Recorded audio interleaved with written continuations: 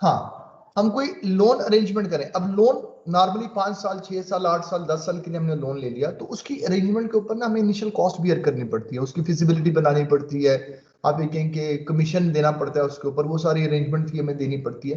तो वो जो कॉस्ट होगी वो भी कैपिटल एक्सपेंसेस होंगे। बेटा क्लियर है? Yes sir, clear. जी सर। अच्छा, फिर ऐसे एसेट जिनको हमने लिया हुआ है उनमें बाद में कोई खर्च करना, लेकिन मेजर रिपेयर, मतलब मेजर रिपेयर से मुराद ये है कि जो आपके पास आप ये कहें कि उसकी इंप्रूवमेंट, उसकी एफिशिएंसी के लिए हम लोग करते हैं। जैसे आप ये कह लें कि गाड़ी में एसी को लगवा लेना या कुछ ऐसा काम कर लेना, सीएनजी सिलेंडर लगवा लेना। तो ये जो इस तरह की चीजें होती हैं, ये फिर हम इनको कैपिटलाइज करते हैं। बेटा मेरी बात को फॉलो करें। Yes sir. Yes sir. Clear है? अब यस सर। Yes sir. इसी तरह से कैपिटल रिसीट्स क्या है भाई? कैपिटल का मिलना कैपिटल रिसीट है। बेटा जो ऑनर इन्वेस्टमेंट करता है वो हमारी नॉर्मल रेवेन्यू इनकम नहीं है, वो बिजनेस के बीच में वो जो रिसोर्सेज लेकर आता है वो कैपिटल रिसीट्स है, जिनका फायदा बहुत लंबे अरसे के लिए होता है। ठीक है? Yes sir. Yes sir. जैसे लोन्स को ले लेना, लंबे लंबे अरसे के लिए हमने लोन ले लिए, 4 साल 5 साल 8 साल, तो बेटा ये भी कैपिटल रिसीट है। बेटा क्लियर है? Yes sir. Yes sir. इसी तरह से from disposal of the above mention asset, इसका मतलब किसी नॉन करंट एसेट को अगर मैं बेचूंगा तो उससे जो पैसे मिलेंगे वो भी कैपिटल रिसीट होगी। बेटा क्लियर है? Yes sir. Yes sir. अच्छा, अब कुछ एग्जांपल रेवेन्यू एक्सपेंसेस की। अब रेवेन्यू पेमेंट्स क्या है बेटा? रेंट की पेमेंट, सैलरीज की पेमेंट, यूटिलिटीज की payment, carriage paid on goods, commission की, normal day to day expenses on assets, वो जो आपके पास माइनर रिपेयर है उसकी ट्यूनिंग करवा लेना, उसमें फ्यूल डलवा लेना, ऐसे काम करना, ये सारे के सारे हमारे रेवेन्यू एक्सपेंसेस होंगे। बेटा क्लियर है? Yes sir. Yes sir. ठीक है? Normal interest charges etcetera etcetera, ये सारी चीजें हमारे पास हमारी रेवेन्यू पेमेंट्स है। ऐसे ही revenue receipts, receipt from sale of goods, receipt from sale of services, commission income, rent income from subletting of the portion of building, profit और dividend receipt on investments, ये जो इस तरह के हमें पैसे मिलेंगे ये हमारे पास हमारी इनकम्स है। बेटा क्लियर है? Yes Yes, sir. sir. Yes sir. ठीक हो गया? बेटा कुछ समझ में आया कि कैपिटल और रेवेन्यू रिसीट्स क्या होती हैं? Yes sir. Yes sir. Yes, sir. यहां देखो, ये हमारे पास इसी से रेलिवेंट जो आपकी बुक थी, उस बुक को हम लोग जरा निकाल लेते हैं, उसमें देखते हैं कि उसने इसको कहां पे बताया था। और जी बेटा मिल गया आपको? Yes sir. हाँ, अब यहां देखना बेटा, यहीं पे उसने आपको बहुत शुरू में यही कॉन्सेप्ट जो है वो दिया था।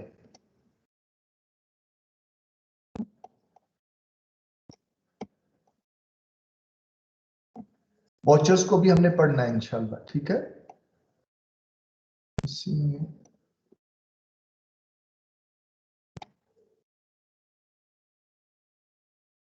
ये अगर आप यहां देखेंगे तो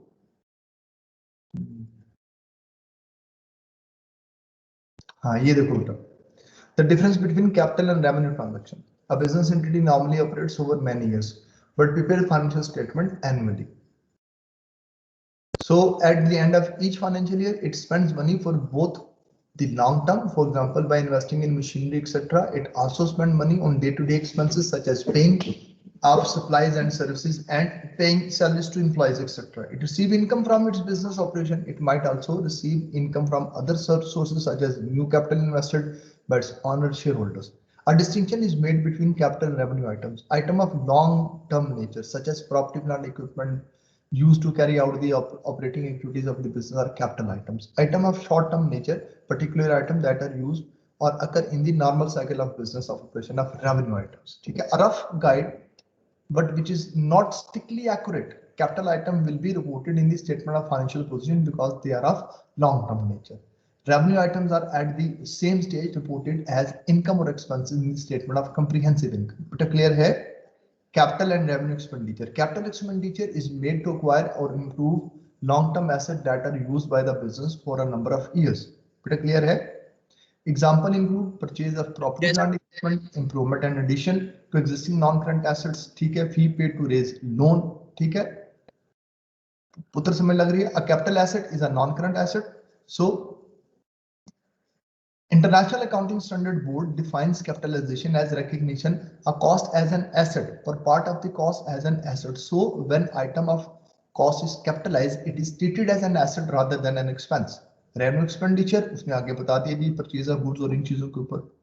बेटा क्लियर है? Yes, sir. Yes, sir.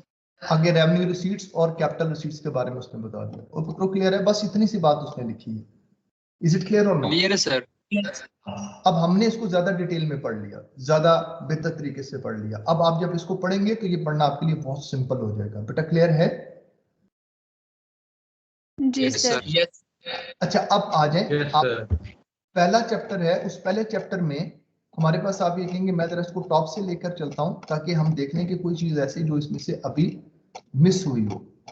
ठीक है, यहां देखो बेटा, उसने स्टार्ट किया टाइप ऑफ बिजनेस से स्टार्ट किया, हमने इसको पढ़ लिया। कोई इशू तो नहीं है बेटा इसमें? No, sir. sir. ठीक हो। सोल प्रोप्राइटर क्या होता है, पार्टनरशिप क्या है, आपके पास आपकी कंपनी क्या है, फिर एडवांटेजेस डिसएडवांटेजेस क्या है, इनको एक दफा पढ़ लेना। ठीक है, Okay, sir. अब सर होता है कि यार पर्पस ऑफ अकाउंटिंग क्या है, अकाउंटिंग क्या, इसकी डेफिनेशन है, दी अकाउंटिंग सिस्टम क्या होता है बेटा, जिसमें आप अपनी रिकॉर्डिंग कैसे करते हैं, चार्ट ऑफ अकाउंट्स क्या है, इसको हम डिस्कस कर चुके हैं। चार्ट ऑफ अकाउंट के बारे में उसने डिटेल दी हुई है। वॉचेस एंड फॉर्म्स क्या होते हैं, ये भी अगला टॉपिक है हमारा। जब हम अपने पास इंशाल्लाह आप ये कह लेंगे परफॉर्म करेंगे अपनी ये रिकॉर्डिंग को, तो ये जो हमने अपने आप ये कहेंगे जो अकाउंट्स बनाए थे, ये डेबिट होता है, ये क्रेडिट होता है, तो इसको जब हम रिकॉर्ड करते हैं जर्नल में तो सपोर्टेड बाय वॉचर्स होते हैं।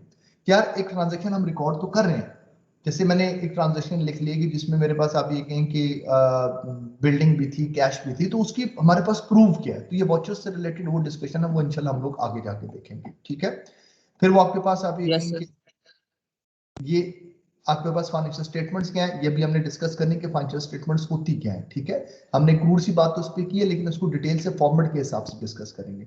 उसके बाद यहाँ पे उसके कुछ कॉन्सेप्ट्स हैं। ठीक है, एक बिजनेस एंटिटी कॉन्सेप्ट या सेपरेट एंटिटी कॉन्सेप्ट। उसके बाद आगे उसने आपके पास यहाँ पे आप ये कहेंगे कुछ यहाँ पे उसने आपको डिटेल दिया है, financial reporting by sole trader, financial reporting by companies. छोड़ दो इसको अभी, रेगुलेशन ऑफ फाइनेंशियल रिपोर्टिंग ये अभी डिस्कस नहीं कर सकते, ये साथ साथ हम डिस्कस कर रहे हैं। जैसे प्रूडेंस के बारे में कल मैंने बात की थी। ठीक है, तो ये आपके पास आपकी आप ये कहेंगे कुछ आपके पास आपकी नीड ऑफ यूजर्स, ये हमने देख लिया है। इन्वेस्टर लेंडर्स क्या होते हैं, ठीक है, एम्प्लॉयज मैनेजर्स। ठीक है, उसके बाद उसने बिजनेस ट्रांजैक्शन के ऊपर बात की कि बिजनेस ट्रांजैक्शन क्या होती है, सिंपल ट्रांजैक्शन क्या है, कॉम्प्लेक्स क्या है, ऑन वन ऑफ क्या है बेटा, ऑन गोइंग ट्रांजैक्शन क्या है। फिर आपके पास difference between capital and revenue transaction, ये भी हो गया आपके पास। उसके बाद आप ये कह लें कि आगे हमारे पास यहाँ पे बस ये, so first chapter is almost done. Clear? Yes, sir. Okay. Yes, sir. उसके बाद जो चैप्टर है, सेकंड चैप्टर को भी हमने हाथ भी नहीं लगाया। सेकंड चैप्टर को मैंने बड़ी सख्ती से आपको मना किया, इसको पढ़ना भी नहीं है, खबरदार। मेरी बात को अंडरस्टैंड करें? Yes, sir. Yes, sir. क्योंकि ये वो है जो कंसेप्चुअल फ्रेमवर्क से रिलेटेड, और मैंने आपको दिखाया था कि कंसेप्चुअल फ्रेमवर्क क्या है। अब अगर मैं उसको एक्सप्लोर करना शुरू करूंगा तो आपकी ना बिल्कुल आप ये कहेंगे हवाइयां उड़ जाएंगी, यार ये पता नहीं क्या बातें कर रहा है। तो इसलिए उसको बिल्कुल पैसिव कर देना है हमें। बेटा क्लियर है? इस Yes, चैप्टर sir. Clear, है, sir. उस वक्त तक नहीं पढ़ना जब तक मैं ना पढ़ाऊं। बेटा मेरी बात को फॉलो करें। Yes sir. ठीक हो गया जी सर। आगे आए, इसमें अगला चैप्टर है जो हमने अकाउंटिंग इक्वेशन का परफॉर्म किया है।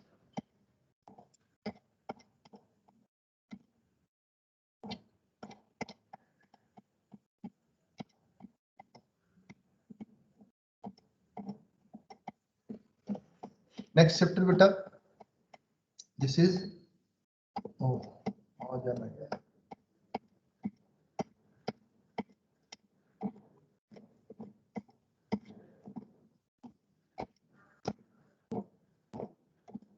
आपने अंदाजा किया कि इस दूसरे चैप्टर की लेंथ कितनी है?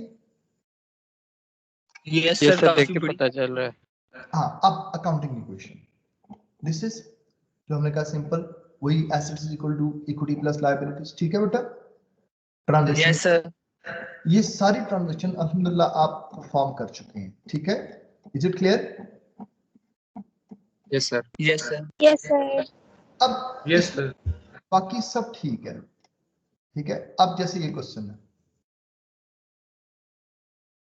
ठीक है, तो क्या आप इसको पढ़ सकते हैं? ये क्या लिखा हुआ है? Yes, sir. Yes, पहले sir. वो कहते हैं अगर मुझे बताओ तो ट्रांजैक्शन हुई क्या है। इन्वेंट्री में से 75,000 माइनस हुआ है। अच्छा, कैश भी 50,000 रुपए डेटर्स पे आ गए और 25,000 ऑन इक्विटी में चला गया। इसका मतलब ये inventory goods costing 75,000 were sold for 100,000, receiving cash 50,000 और 50,000 हमारे पास क्रेडिट होगी। बेटा क्लियर है? Yes, sir. Yes. Yes, sir. हाँ, तो इस तरह की ट्रांजैक्शन है इसमें। ये ठीक है, लिख यहाँ देखना, यहाँ ये जो प्रैक्टिस क्वेश्चन है ना, ये नहीं हो सकता। आप मेरी बात को बेटा फॉलो करें। Yes, sir. ये इसलिए नहीं हो सकता कि यहाँ पे कुछ चीजें आ रही हैं, accumulated depreciation, provision for doubtful debts, pre payments and receivables. पुत्रों बात समझ में आ रही है? ये देखो ये चैप्टर्स हैं आपके। Yes. इसका मतलब कि ये पास पेपर का न्यूमेरिकल है। ये पास पेपर का न्यूमेरिकल हम उसी वक्त सॉल्व करेंगे जब ये वाले चैप्टर्स कर चुके होंगे। क्लियर है? Yes, sir. ठीक है, तो इस तरह के क्वेश्चंस को छोड़ के बाकी सारे क्वेश्चन हम लोग परफॉर्म कर सकते हैं। इसके सारे क्वेश्चन, ये जो क्वेश्चन, अब जैसे ये वाला क्वेश्चन आपके पास है, ठीक है, अब इसके अंदर भी वही इशू है आपके पास कि पास पेपर का न्यूमेरिकल है, इसको आरिश एंटरप्राइजेस नहीं हो सकता, खबरदार। ठीक है, Okay, sir. अब इस क्वेश्चन को देखो, ये प्राचा एंटरप्राइजेस नहीं हो सकता बेटा। और machine costing 4,50,000 having book value of 1,20,000 was sold for 1,50,000। So what is cost, what is book value? अब मुझे ये पता ही नहीं है, मैं इसको कैसे सॉल्व करूं? Yes, sir. नहीं हो सकता सर। अब ये वाली जो चीजें हैं, ये कुछ ऐसी हैं कि जो हमें, आप ये कहें कि हमारी मजबूरी होगी कि इन क्वेश्चंस को हमें ड्रॉप करना पड़ेगा, फिर हमें वापस आना पड़ेगा, फिर वापस आके इन क्वेश्चंस को परफॉर्म करना पड़ेगा। बेटा मेरी बात को फॉलो करें। Yes, sir. जी, Yes, sir. sir. Yes sir. इस तरह के न्यूमेरिकल है वो आप कर सकते हैं। बाब वाला न्यूमेरिकल है, स्कूल के साथ करो, कोई परवाह नहीं। बेटा मेरी बात को अंडरस्टैंड करें। Understood, sir. अब ये वाला जो क्वेश्चन है, एग्जांपल है, इसको बेफिक्र होकर परफॉर्म करो, इंशाल्लाह तुम आराम से कर सकते हो। बेटा क्लियर है? इसकी इंशाल्लाह। Yes, sir. Clear. आप इनको बड़े अच्छे तरीके से कर सकते हैं, नो इश्यू एट ऑल। ठीक है बेटा, ठीक है सर। Yes, sir. यहां से आगे अगला चैप्टर जो है वो हमारे पास है, ये जिसको भी हम लोग डिस्कस कर रहे हैं राइट नाउ, इसकी डिस्कशन पे हम लोग हैं। ठीक है, अब ये जो इसकी डिस्कशन है वो डबल एंट्री, आपके पास आपको जो सिस्टम है उससे रिलेटेड है। ठीक है बेटा, this one double Okay, entry, sir. बिल्कुल। अब बहुत ही तसल्ली के साथ हम इस पूरे चैप्टर को परफॉर्म करने की पोजीशन में हैं। ठीक है, जब हम इसको कंक्लूड करेंगे ये पूरा चैप्टर आपके कंट्रोल में होगा, इससे अगला चैप्टर आपके कंट्रोल में होगा, आप हर क्वेश्चन उसका परफॉर्म कर सकेंगे, इसका हर क्वेश्चन आप परफॉर्म कर सकेंगे। उसके बाद पीछे वाले जो आपके पास चैप्टर 1 है उसको इंशाल्लाह परफॉर्म कर लेंगे। जो चैप्टर आपके पास 3 है उसके पास आखिरी 2 क्वेश्चन को छोड़ के बाकी सारे क्वेश्चन आप उसके परफॉर्म कर सकते हैं। बेटा मेरी बात को अंडरस्टैंड करें। Yes, sir. Yes, sir.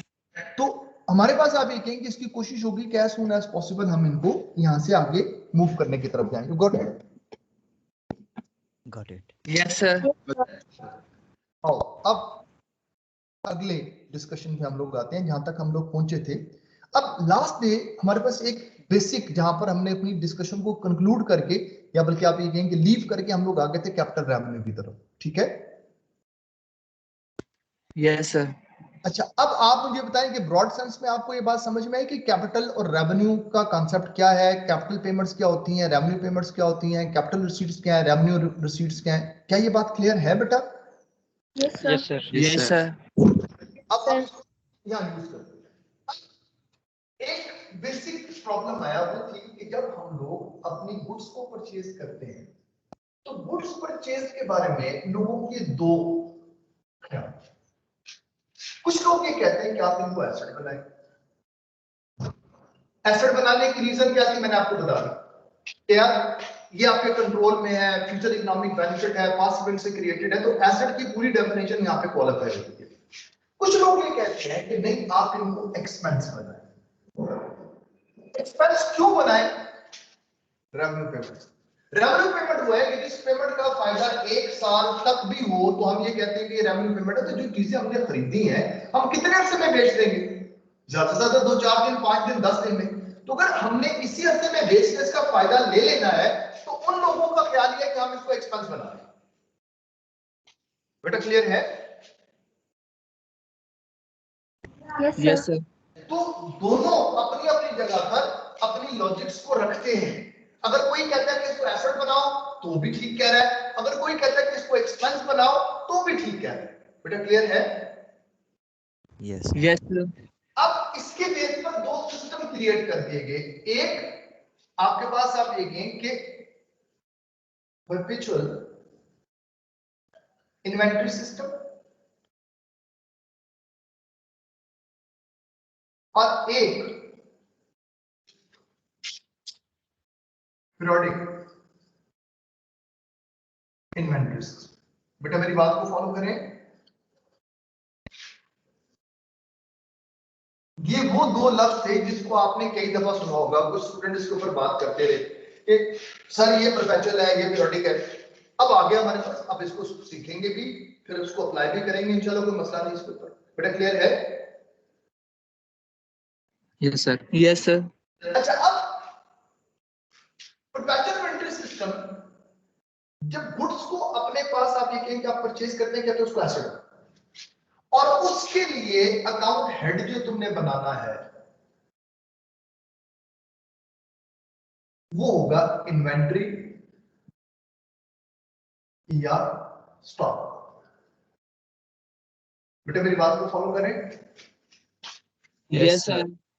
लेकिन पीरियोडिक इन्वेंटरी सिस्टम में वो ये कहता है कि जब तुम इसको परचेज करो तो एक्सपेंस बनाओ और अकाउंट हेड इसके लिए जो यूज करो वो परचेजेस करो। बेटा मेरी बात को फॉलो करें। Yes, sir. Yes, sir.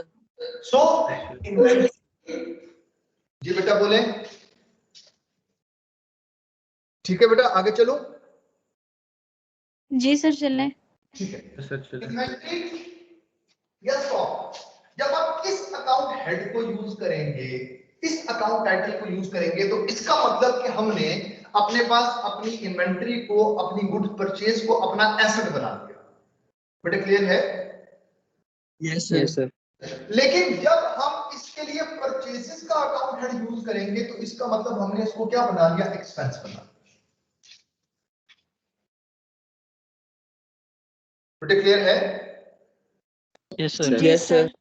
ठीक हो। अब जो ये वाला सिस्टम है इसको थोड़ा सा डेफर करेंगे, इसको अभी नहीं करेंगे। बेटा क्लियर है? Yes, sir. जी सर। थोड़ा सा डेफर कर देंगे इसको। हम लोग पहले इस सिस्टम के मुताबिक अपनी रिकॉर्डिंग कंप्लीट कर लें, तो फिर इस सिस्टम के मुताबिक अपनी रिकॉर्डिंग करेंगे। ठीक है बेटा? Yes, sir. Yes, sir. हमने दोनों सिस्टम सीखने हैं, ये वाला भी और ये वाला भी। ठीक है, हमारा एग्जामिनर Yes, sir. क्वेश्चन उठाता है और यहां से भी क्वेश्चन उठाता है, तो उसके लिए इक्वली इंपॉर्टेंट। तो कभी वो परपेचुअल के ऊपर हमें पे आगे कहीं क्वेश्चन दे देगा, कभी वो पीरियोडिक के ऊपर क्वेश्चन दे देगा। बेटा क्लियर है? Yes, sir. जी सर। ठीक हो। अब इसका मतलब कि अब जब कभी भी मैं गुड्स परचेज करूंगा तो अंडर परपेचुअल इन्वेंटरी सिस्टम मैं गुड्स परचेज के लिए दो अकाउंट हेड यूज करूंगा। गुड्स परचेज के लिए मैं अकाउंट हेड यूज करूंगा इन्वेंटरी का स्टॉक या स्टॉक, दोनों में से कोई भी यूज हो, इन्वेंटरी या स्टॉक। ज्यादा मुनासिब है इन्वेंटरी के साथ। ठीक है, क्लियर है बेटा? Yes, sir. जी सर। और उसके साथ अब आप देखिएगा कि दूसरा अकाउंट हेड क्या है। यार या इसको क्रेडिट पे खरीदा होगा या कैश पे खरीदा होगा, तो दूसरा अकाउंट हेड हमारे पास कैश का या पेबल का। बेटा क्लियर है? जी सर। Yes, sir. अब इन्वेंटरी क्या बन जाएगा हमारा? एसेट। बेटा clear? Yes, Yes, sir. sir. अब कैश या पेएबल, अगर कैश है तो हमारा एसेट और अगर पेएबल है तो हमारी लायबिलिटी। बेटा क्लियर है? Yes, sir. अब गुड्स को परचेज करने की वजह से इन्वेंट्री वाला एसेट इंक्रीज हो रहा है, तो जब एसेट इंक्रीज होता है तो बेटा उसको क्या करते हैं? डेबिट। ठीक हो गया बेटा? Yes, sir. और अगर कैश पे खरीदी तो कैश देनी पड़ेगी, अगर कैश पे खरीदा तो कैश देनी पड़ेगी, तो कैश देने का मतलब क्या है? एसेट डिक्रीज हो गया। Asset decrease. Yes, या sir. Debit हो अगर जाएगा. कैश नहीं दी तो लायबिलिटी पेएबल वाली क्रिएट हो जाएगी, तो कैश ना देने की वजह से लायबिलिटी बढ़ जाएगी। तो लायबिलिटी इंक्रीज हो जाए या एसेट डिक्रीज हो जाए, दोनों क्या होते हैं बेटा? क्रेडिट। Credit, sir. Credit. तो पुत्रों बात समझ में आ रही है? जी सर। Yes, sir. क्या आपको ये बात आपने अंडरस्टैंड की है बेटा? जी Yes, सर। sir. ठीक हो गया। अब यहां पर एक कॉन्सेप्ट था ड्यूअल एस्पेक्ट कॉन्सेप्ट, जिसकी बेस पर डबल एंट्री सिस्टम क्रिएट होता है। So what is dual aspect concept? Each debit should have equal credit and each credit should have equal debit। यानी एक ट्रांजैक्शन में डेबिट और क्रेडिट हमेशा बराबर होंगे। बेटे मेरी बात को फॉलो करें। Yes, sir. जी तो असल में जो डबल एंट्री सिस्टम है वो ये है कि हर अकाउंटिंग ट्रांजैक्शन की दो इफेक्ट्स होते हैं, एक डेबिट और एक क्रेडिट, और हर ट्रांजैक्शन में ईच डेबिट के अगेंस्ट क्रेडिट होता है और हर क्रेडिट के अगेंस्ट डेबिट होता है। बेटा क्लियर है? Yes, जी sir. सर। बेटा क्लियर है? So it is dual aspect. Dual aspect by definition what is dual aspect? every transaction, every business transaction got two-fold aspect. One is debit, one is credit, and each debit should have equal credit, each credit should have equal debit. बेटा clear है? Yes, sir. ठीक हो गया बेटा? Okay, जी sir. Sir. ठीक हो गया। तो बेटा क्या ये बात कुछ समझ में आई? जी सर आ Yes, गई। sir. बेटा ये ट्रांजैक्शन समझ में आई? Yes sir. Yes, sir. Clear है बेटा? Yes sir. Yes, sir. Yes, sir. अभी इसको यूज नहीं करना क्योंकि ये दूसरा सिस्टम है। तो हर वो स्टूडेंट जिसके पास प्रीवियस नॉलेज है आईकॉम बीकॉम का, बेटा वो परपेचुअल सिस्टम को नहीं यूज करता था, उसने हमेशा पीरियोडिक सिस्टम को यूज किया। उनके लिए खास तौर पे ये मैं बात बोल रहा हूं। आप इससे पहले जो एंट्री परफॉर्म किया करते थे उसमें आप परचेजेस को डेबिट किया करते थे और कैश पेबल को क्रेडिट किया करते थे। आप इन्वेंट्री की जगह परचेजेस का अकाउंट हेड यूज किया करते थे। हम करेंगे इस अकाउंट हेड को यूज लेकिन बाद में। अभी जिस चीज को आपने सीखना है वो परपेचुअल इन्वेंट्री सिस्टम है। बेटा क्लियर है? Yes, sir. जी सर। आपके एग्जामिनर ने ज्यादा क्वेश्चन परपेचुअल पे बनाने हैं। आपको मेरी बात बेटा समझ में आ गई? Sir Yes, means sir. जो भी Yes, गुड्स sir. सॉरी बेटा बोलो। एसेट हम कंसीडर करेंगे। सर हाँ मैं बेटा। कह रही हूँ जो भी हमारे पास गुड्स आएंगे उनको एज एन एसेट हम कंसीडर करेंगे, एक्सपेंस नहीं करेंगे अभी। बेटा अभी नहीं करेंगे। अभी जो क्वेश्चन हमारे पास है उसमें जब भी हम गुड्स परचेज करेंगे हम उसको एसेट कंसीडर करेंगे। क्यों? क्योंकि हम लोग परपेचुअल इन्वेंट्री सिस्टम पर है। Okay sir. ठीक है। इंशाल्लाह जब हम पीरियोडिक इन्वेंट्री सिस्टम पे जाएंगे तो फिर इसी गुड्स परचेज को हम लोग दोबारा से देखेंगे और उसको एक्सपेंस कंसीडर करेंगे। ठीक है? जी सर। यहां तक क्लियर हो गया बात? जी Yes, sir. sir. Okay. Yes, sir. चलो अब आ जाओ। वो ना जो क्वेश्चन जहां तक हमने किया था उसी को आगे कंटिन्यू करो। अकाउंटिंग इक्वेशन में हम लोगों ने जहां तक उस क्वेश्चन को परफॉर्म किया था उसको कंटिन्यू करो बेटा। ठीक है बेटा? Okay Yes, sir. sir. हाँ, अब मुझे बताओ ट्रांजैक्शन क्या थी? आपने गुड्स परचेज की थी 2 लाख की कैश पर, ठीक है? तो दो अकाउंट, एक इन्वेंट्री वाला बेटा, एक कैश, कैश। ठीक है? इन्वेंट्री भी एसेट, कैश भी एसेट। इन्वेंट्री वाला एसेट बढ़ गया, कैश वाला एसेट कम हो गया।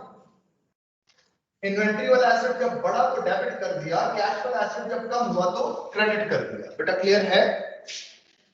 जी sir. Yes, sir.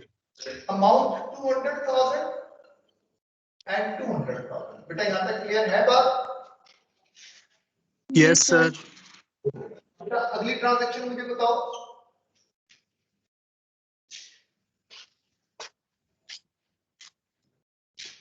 Next transaction पुत्र बोलो, जल्दी बोलो बेटा।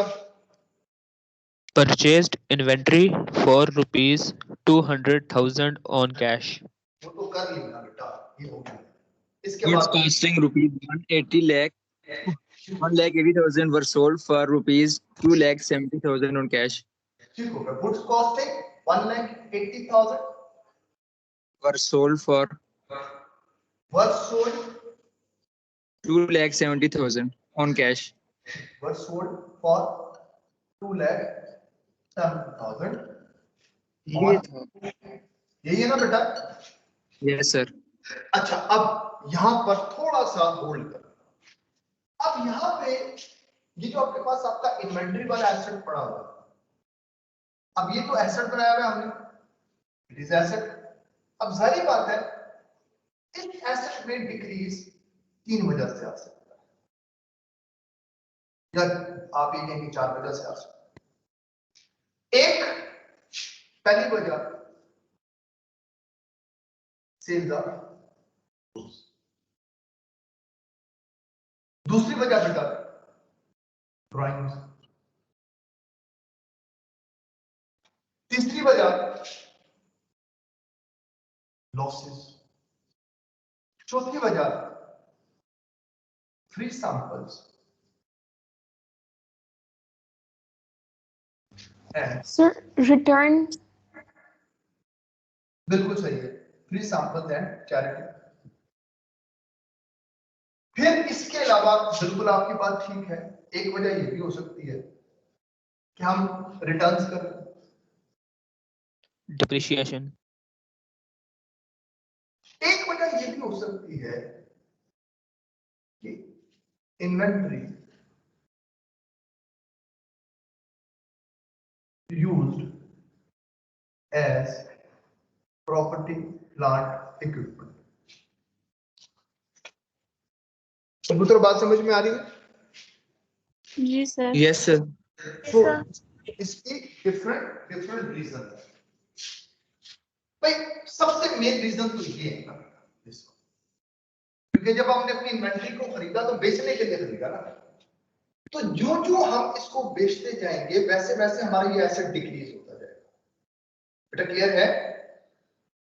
Yes, जी sir. सर। तो डिक्रीज होने की वजह क्या है?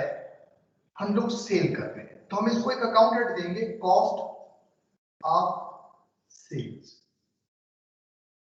बेटा मेरी बात को फॉलो करें। Yes, जी sir. Sir. Cost of sales मतलब क्या हुआ कि ये इन्वेंट्री का डिक्रीज इस वजह से हुआ, इस वजह से हुआ बेटा कि आपके पास आपकी ये चीजें बेच दी, तो जितनी भी इनकी कॉस्ट है जो बेचने की वजह से आपके पास, आप ये कहें कि इनकी कम हुई है, इसकी वैल्यू कम हुई है, हमारे पास इसकी क्वांटिटी कम हुई है, तो हम उस कॉस्ट को उठा के इसमें ले जाएंगे कॉस्ट ऑफ सेल्स। बेटा क्लियर है? Yes, sir. अच्छा, जो यूनिट्स ऑनर ड्रॉ कर लेगा उसको ड्राइंग स्लिप हो जाएगी। बेटा क्लियर है? Yes, sir. Sir cost of sales एक बार फिर बता दें। बेटा देखो ये इन्वेंट्री का डिक्रीज क्यों आ रहा है? ये सेल्स की वजह सेल्स की वजह से। तो इसका मतलब उनकी जितनी भी कीमतें खरीद है, जितनी कीमत उनकी हमने इसके खरीदने पे लगाई थी, अब हमने जब उसको बेचा है तो कीमतें खरीद को कॉस्ट ऑफ सेल्स बना। बेटा क्लियर है? Okay sir. सर जिसने जितने की परचेज की थी उसको कॉस्ट ऑफ सेल्स बनाएंगे। ठीक है। ड्राइंग से लॉसेस फर्दर दो हिस्सों में डिवाइड किए जाते हैं। एक वो होता है बेटा जो नॉर्मल लॉस होता है बेटा, एक वो होता है जो एबनॉर्मल लॉस होता है। ठीक है बेटा। Yes yes sir. सर।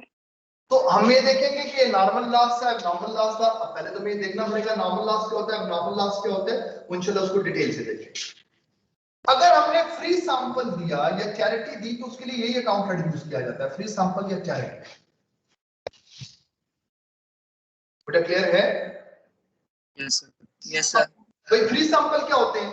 आपने अक्सर देखा होगा कि हम एडवर्टीजमेंट के लिए अपनी चीजों को फ्री डिस्ट्रीब्यूट कर देते हैं। आपने देखा होगा कि अक्सर आप जनाब वो लेने जाए ना, वो बड़ा पैकेट अपने पास विम का, तो उसके साथ स्कॉच ब्राइट का एक छोटा सा उन्होंने ना वो पीस लगाया होता है। सर इसको इस्तेमाल करके देखें, it is a free sample. ठीक है। Yes sir. यस। इस तरह से वो आपके पास ना फ्री कुछ चीजें आपको दे देते हैं। तो वो जो फ्री चीजें आपको साथ दे रही होती हैं वो बेसिकली आपके पास आ रही है कि आपकी इन्वेंटरी में से तो डिक्रीज हो रही है। जाहिर बात है आप उनको बनाना पड़ेगा या खरीदना पड़ेगा, तो तभी फ्री सैंपल दे सकते हैं ना।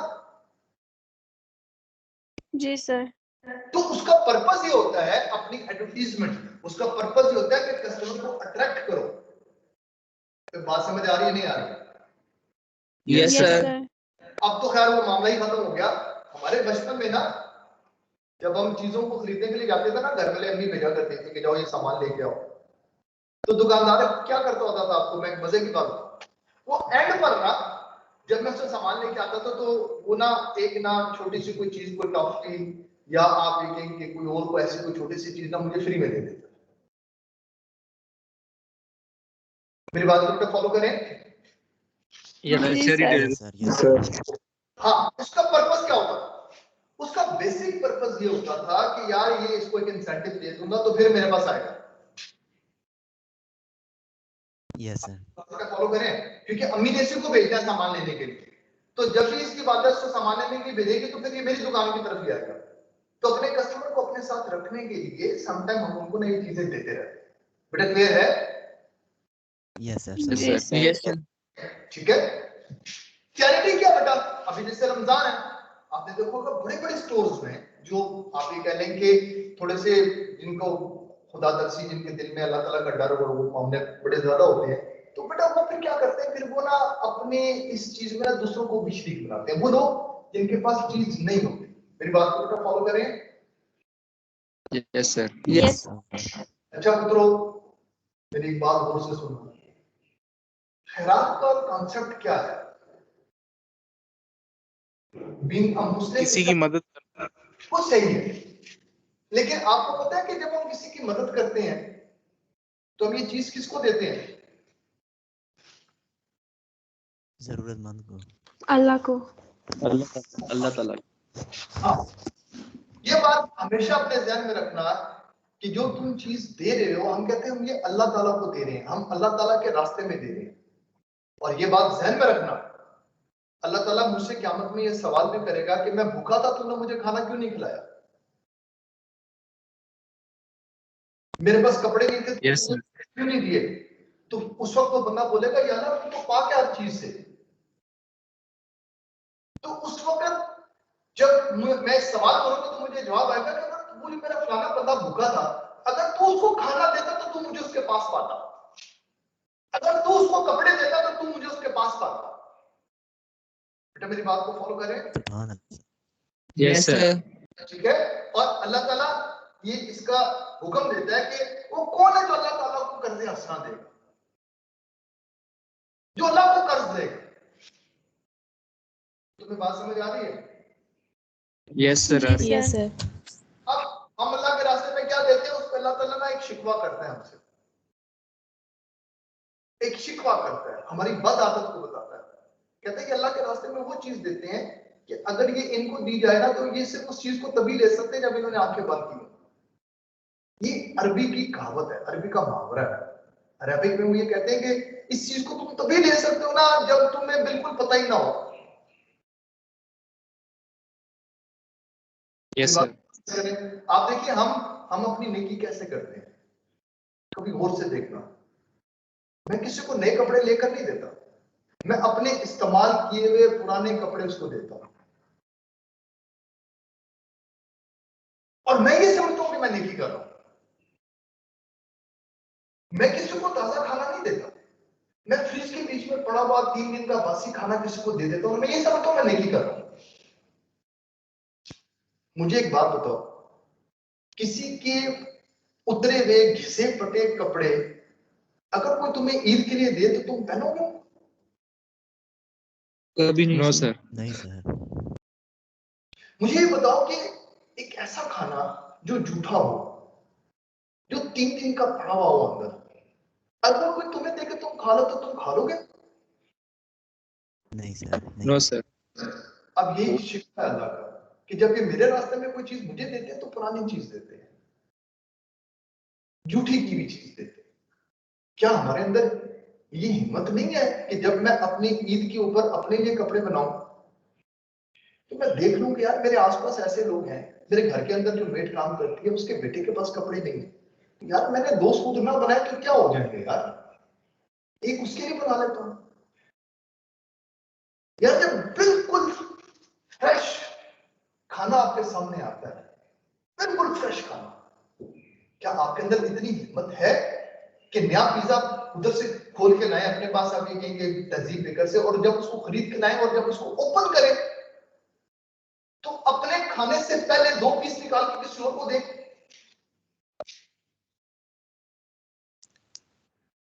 मैं उसको किसी और को देता हूं जो मुझसे खाया नहीं था।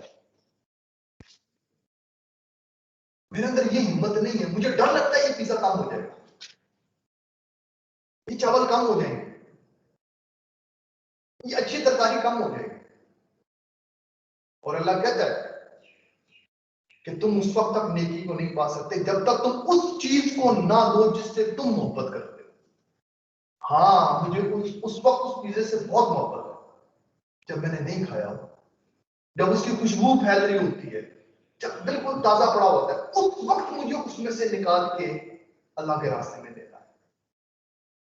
मुझे अपने सालन को बना के अभी खुद खाए बगैर, उसको जूठा किए बगैर, बड़े अदब से उसमें से एक प्लेट निकाल के अल्लाह के रास्ते में देना है। जब तुम ये दोगे तो यकीन करो कि तुम्हारा दिल खुशी से भर जाएगा और अल्लाह ताला तुम्हें इत्मीनान देगा। और याद रखना, वो जात बड़ी बड़ी बड़ी आप देखेंगे ज़र्फ बनेगा, बड़ा ज़र्फ है उसका बेटा, कि कभी तुम उसके रास्ते में दो पर वो तुम्हें लौटाए ना, वो तुम्हें खुशी ना दे। ये हमारे पास बेटा रिवाज है कि अगर हमारे घर के बीच में एक सालन की प्लेट आती है तो हमारे घर वाले उसको कभी खाली नहीं भेजते पड़ोसी के घर, नहीं इसमें कुछ डाल के भेजो। हमारा क्या ख्याल है तो उसके खजानों में कमी है? बिल्कुल नहीं सर, बिल्कुल नहीं। आपको बेटा मेरी बात समझ आ रही? सॉरी यार, तो इखलाक माशाल्लाह सर, आपने ठीक है, लव यू सर जी, लव यू। वे पे चलेंगे बेटा, सॉरी लव हो गया सर। तो मित्रों बस इसको तय रखो, कल बात करेंगे इसके ऊपर इंशाल्लाह। ओके सर, इंशाल्लाह। अल्लाह हाफिज़ मित्रों। इंशाल्लाह। अल्लाह हाफिज़ सर। अल्लाह हाफिज़ सर। Okay sir. अल्लाह हाफिज़ सर। अल्लाह